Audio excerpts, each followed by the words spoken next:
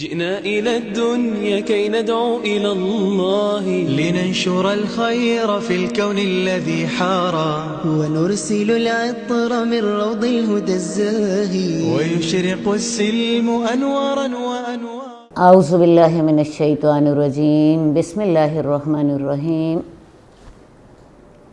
نحمدہ ونصلی علی رسولہ الکریم. اللہم رب اشرح لی صدری ویسر لی امری واحلل عقدۃ من لسانی یفقہوا قولی. السلام علیکم.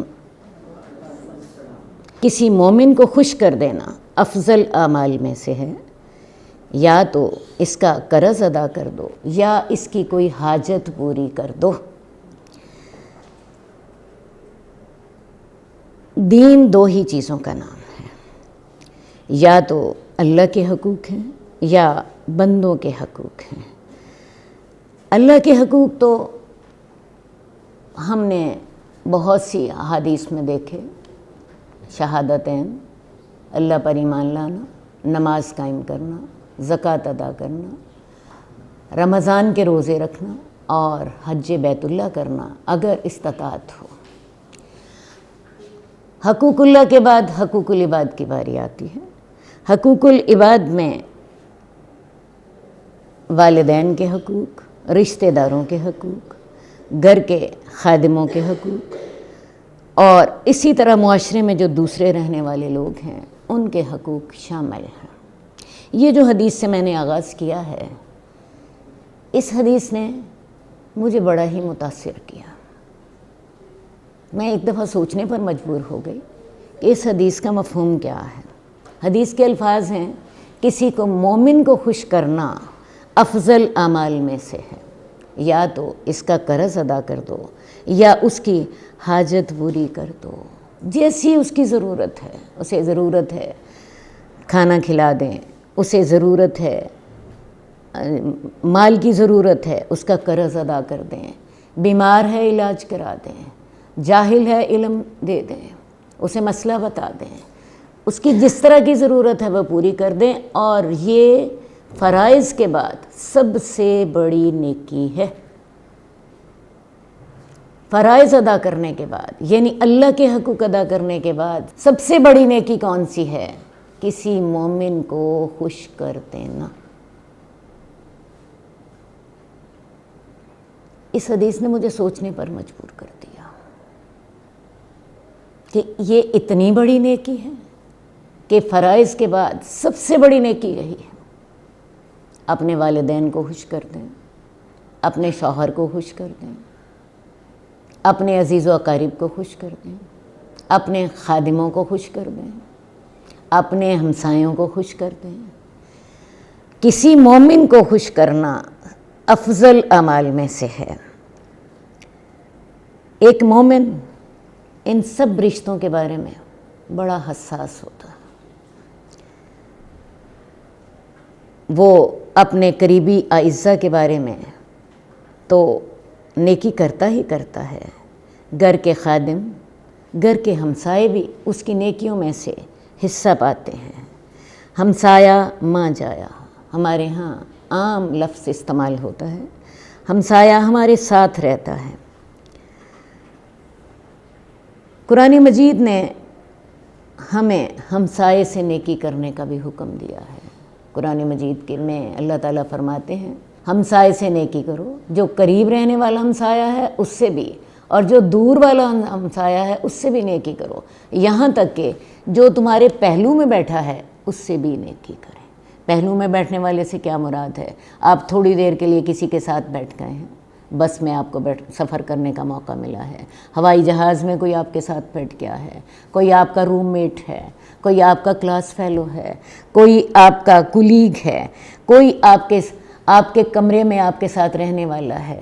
ان سب کے ساتھ نیکی کرنی ہے. بلکہ کوئی تھوڑی دیر کے لیے بھی آپ کے پاس آ کر بیٹھ جائے وہ بھی یہ حق رکھتا ہے کہ اس کے ساتھ نیکی کی جائے. اصل میں یہ ایسی نیکیاں ہیں جن کی ہر شخص کو ضرورت ہے. کوئی امیر ہے، کوئی غریب ہے، کوئی چھوٹا ہے، کوئی بڑا ہے، کوئی بیمار ہے، کوئی صحت مند ہے. ہر شخص ہماری نیکی کا محتاج ہے. اور یہ نیکیاں ہمیں ہر موقع پر کرتے رہنا ہے۔ ہمسائے سے نیکی کا میں نے ابھی ذکر کیا، رسول اللہ صلی اللہ علیہ وسلم کے سامنے 2 عورتوں کا ذکر کیا گیا۔ ایک عورت کے بارے میں بتایا گیا کہ وہ عورت بہت نماز پڑھتی ہے،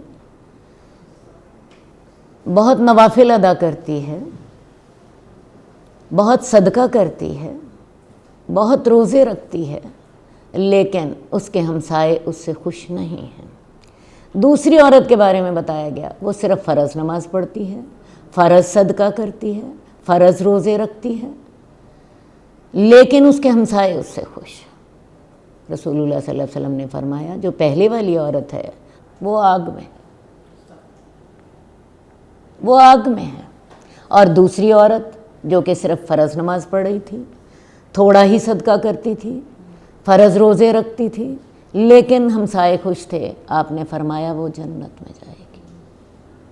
اصل بات یہ ہے، یہ سارے ہمارے وہ امتحان ہیں، آپ سمجھ لیجئے، یہ سارے جو لوگوں کے حقوق ہیں یہ ہمارے لازمی سبجیکٹس کے پیپرز ہیں۔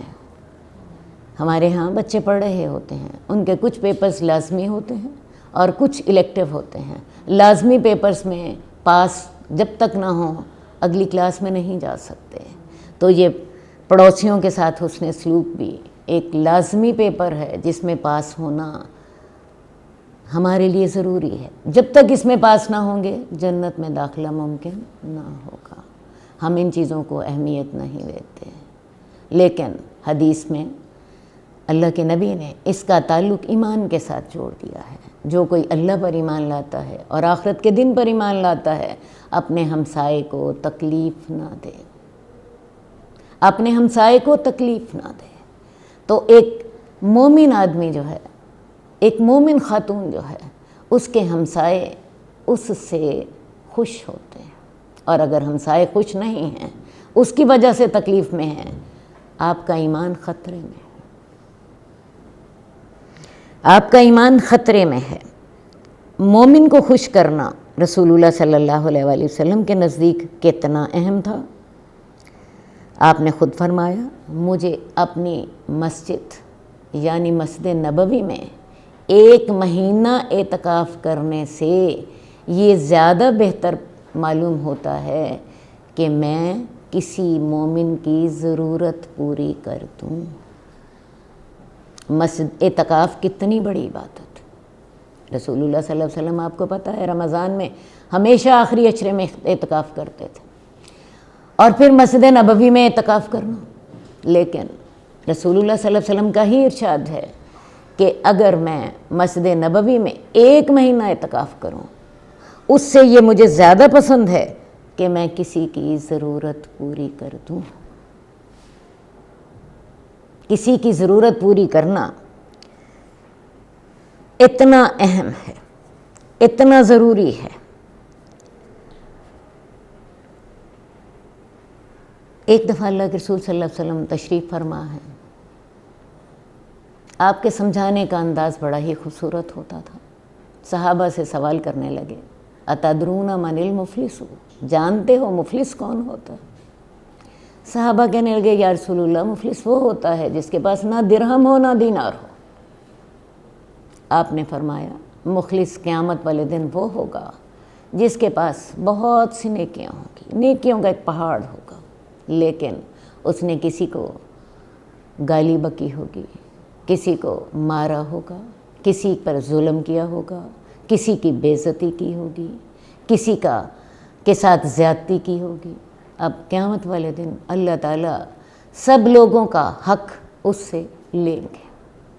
اب قیامت والے دن کی کرنسی جو ہے نیکیاں ہی ہیں۔ اس شخص کی نیکیاں مظلوم کو دے دی جائیں گی اور اللہ تعالیٰ اس کو مطمئن کر دیں گے، لیکن ہوگا کیا؟ اس کی نیکیاں کا پہاڑ ختم ہو جائے گا اور ابھی دعوے دار باقی رہ جائیں گے۔ نیکیوں کا پہاڑ ختم ہو جائے گا اور دعوے دار باقی رہ جائیں گے۔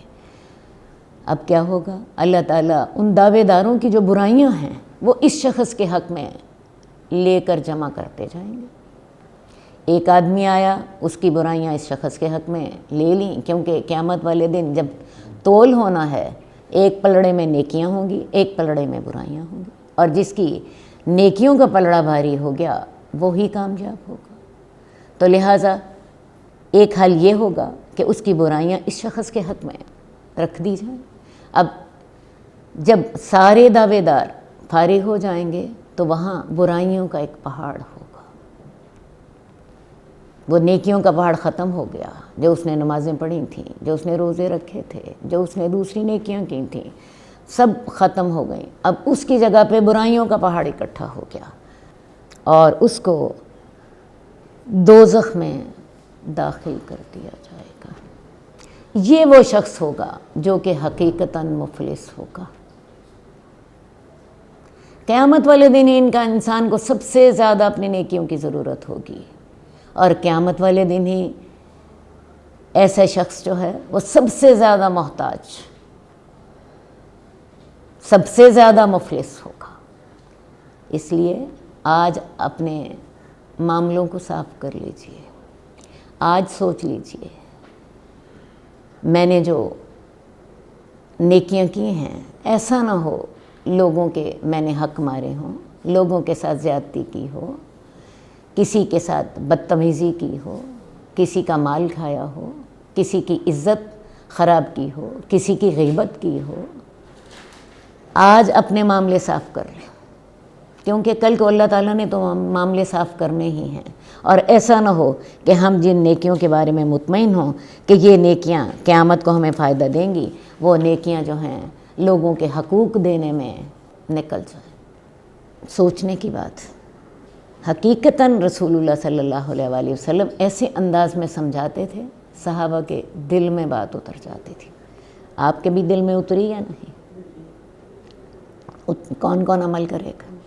آج سوچیں، بیٹھ جائیے، غور کیجئے کس کس کے ساتھ آپ نے زیادتی کی ہے۔ بہت سے لوگ ایسے ہوں گے جن کے بارے میں آپ کو علم ہوگا، اور بہت سے لوگ ایسے ہوں گے جن کے بارے میں آپ کو یاد ہی نہ رہا ہوگا، بلکہ بعض اوقات انسان کو احساس ہی نہیں ہوتا۔ اللہ سے دعا کریں، اللہ تعالیٰ جن کے بارے میں تو مجھے علم ہے ان کے بارے میں تو اللہ تعالیٰ میں اپنا معاملہ دنیا میں صاف کر لیتی ہوں، اور جن کے بارے میں مجھے علم نہیں ہے اللہ تو ان کے ساتھ میرا معاملہ جو ہے آسان فرمانا۔ ان کے حق میں دعا کریں، ان کے حق میں دعا کریں، اللہ ان کے ساتھ ان پر تو رحم کر دینا جن کے ساتھ میں نے زیادتی کی ہے۔ رسول اللہ صلی اللہ علیہ وسلم نے ایک بڑی پیاری بات کہی۔ آپ نے فرمایا جس مسلمان کو میں نے کوئی بات کہی ہو، ظاہر ہے آپ مدینے کے حکمران تھے، لاکھوں لوگوں کے ساتھ آپ کی ڈیلنگ ہوتی تھی، ہر وقت آپ ان کے اندر رہتے تھے، تو کبھی کبھار کوئی اونچ نیچ ہو ہی جاتی ہے۔ تو رسول اللہ صلی اللہ علیہ وسلم نے دعا کی کہ یا اللہ میں نے اگر کسی کے حق میں کوئی ایسی بات کہی ہو تو اللہ اس کو اس کے حق میں اپنی قربت کا اس کو ذریعہ بنا دے، اس کو اپنی قربت کا ذریعہ بنا دے، اس کو اپنے سے زیادہ قریب کر لے۔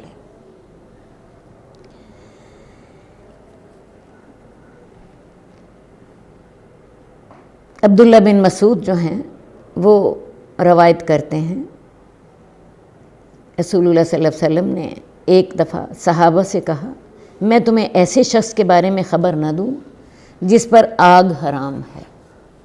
ذرا سوچیں کس پر آگ حرام ہے؟ اللہ تعالیٰ مجھے وہ بنا دے جس پر آگ حرام ہوگی۔ میں تمہیں ایسے شخص کے بارے میں خبر نہ دوں جس پر آگ حرام ہے، ہر قریب کرنے والا، نرمی کرنے والا، آسانی کرنے والا۔ حدیث کے لفظ ہیں علی کل قریب ہین سہل، ہر وہ شخص جس سے ملنا آسان ہو، جو ملنسار ہو، جس کی گردن میں سریہ نہ ہو، جس کی سے دل کی بات کرنی آسان ہو۔ بہت سے لوگ ہوتے ہیں اول تو ان سے ملنا ہی بڑا مشکل ہوتا، اگر مل لیں تو ان کا انداز ایسا ہوتا ہے آپ ان سے دل کی باتیں نہیں کر سکتے، آپ آدھی بات کرتے ہیں اور آدھی بات کر کے واپس آ جاتے ہیں۔ تو ایسا شخص جس سے ملنا آسان ہو اور اس سے دل کی بات کہنی آسان ہو، جلد غصے میں نہ آئے، لوگ اس کے قریب ہو کر سکون محسوس کریں، ایسے شخص پر آگ حرام ہے۔ کتنی بڑی بات، کتنا چھوٹا عمل ہے۔ لوگوں کے لیے سہل بن جائیں، لوگوں کے قریب ہو جائیں، لوگوں کے لیے آسانیاں پیدا کریں، انہیں سہولتیں دیں، ان پہ نرمی کریں، جنت کا رستہ آسان ہو جائے گا، دوزخ کی آگ حرام ہو جائے گی۔ ایسی حدیثیں جب پڑھتے ہیں تو دل چاہتا ہے ابھی ایسے کام کر لیں اور ابھی اللہ کی دوزخ سے بچنے کے طریقے ہم اختیار کر لیں۔